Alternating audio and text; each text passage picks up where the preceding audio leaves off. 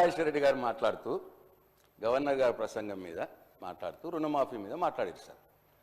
Governor గారి ప్రసంగం reply ఏమో సీఎం గారు చేసేది ఉండే సార్.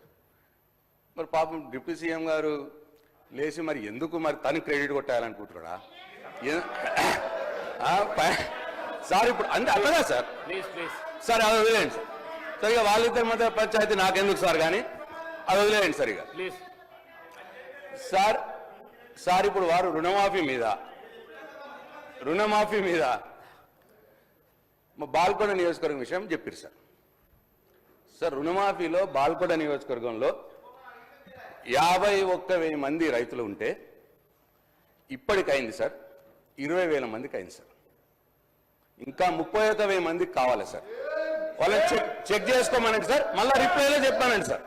వాళ్ళు చెక్ చేసుకొని మళ్ళీ రిప్లైలో చెప్పానండి. ఒకటి నంబర్ 1.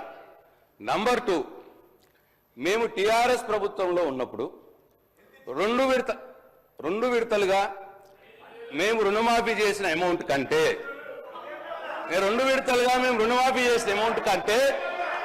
మొన్న వాళ్ళు చేసిన రుణమాఫీ అమౌంట్ తక్కువ ఉన్నది అని చెప్పి నేను ఇక్కడ మాట్లాడుతూ ఉన్నాను. దాన్ని కూడా వివరాల ప్రకారం తీసుకొని నాకు చెప్పానండి సార్. వాళ్ళ రిప్లైలో చెప్పానండి సార్. 2 విడతలుగా పోయిన ప్రభుత్వంలో 2 విడతలుగా రుణమాఫీ చేస్తే వారు 1 విడతగా అమౌంట్ చెప్పి మొత్తం కావలసుకొని ఏదో చెప్పుకుంటా సభను తప్పుదో పట్టించే ప్రయత్నం చేసిందని నేను మీకు మనవి చేస్తా ఉన్నా సార్. అట్లనే ఇక వేరే స్కీముల గురించి ఏవో చెప్పురి సార్. సార్ వాళ్ళు ఇచ్చినే చెప్తున్నారు.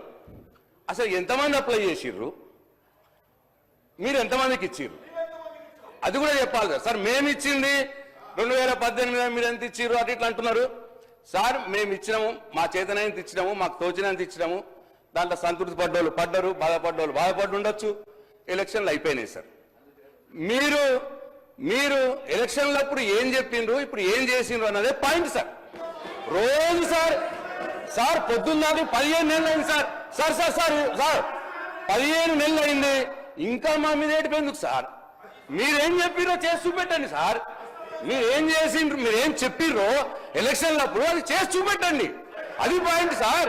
మా మీద ఏడుపు పాయింట్ కాదు సార్. ఇక వద్దుగా చాలు, 15 నెలలు అయింది ఏడబట్టి ఇంకెన్నో ఏడుస్తా సార్ మా మీద. కాబట్టి నేను మళ్ళొకసారి ఫైనాన్స్ మినిస్టర్ గారికి మనం చేస్తా ఉన్నా. నా బాల్కొండ నియోజకవర్గంలో 51,000 సుమారుగా ఉంటే 20,000 మందికే అయింది రుణమాఫీ, 30,000 మందికి కాలేదు. ప్లస్ మేము టీఆర్ఎస్ ప్రభుత్వంలో ఉన్నప్పుడు 2 సార్లు 2 విడతలుగా మేము చేసిన దానికంటే మొన్న మీరు చేసిన రుణమాఫీ అమౌంట్ తక్కువ ఉన్నది. ఇది నంబర్ 2. ఈ 2 విషయాల్లో మీరు చెక్ చేసుకొని మీ రిప్లైలా ఇస్తారా, సీఎం గారి రిప్లైలు ఇస్తారా, అది మీరు తెలుసుకోండి. నంబర్ 2 అట్లనే సార్ ఇప్పుడు అన్ని బోనస్ అయిందా సార్? ఎంతమందికి ఇవ్వాల్సి ఉండే ఎంతమందికి ఇచ్చారు సార్ బోనస్? 500 బోనస్. అది చెప్పాలా సార్? రైతు భరోసా ఎగ్గొట్టలేదా సార్? వానాకాలం ఎగ్గొట్టలేదా సార్? మొన్న ఇస్తామన్నారు. ఎంతమందికి ఇవ్వాల్సి ఉంటే ఎంతమందికి ఇచ్చారు చెప్పాలి కదా సార్?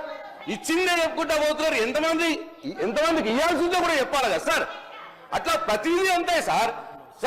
మహాలక్ష్మి 4,000 పెన్షన్ వచ్చిందా సార్? 2,500 అసలు వాళ్ళు చెప్పింది సార్.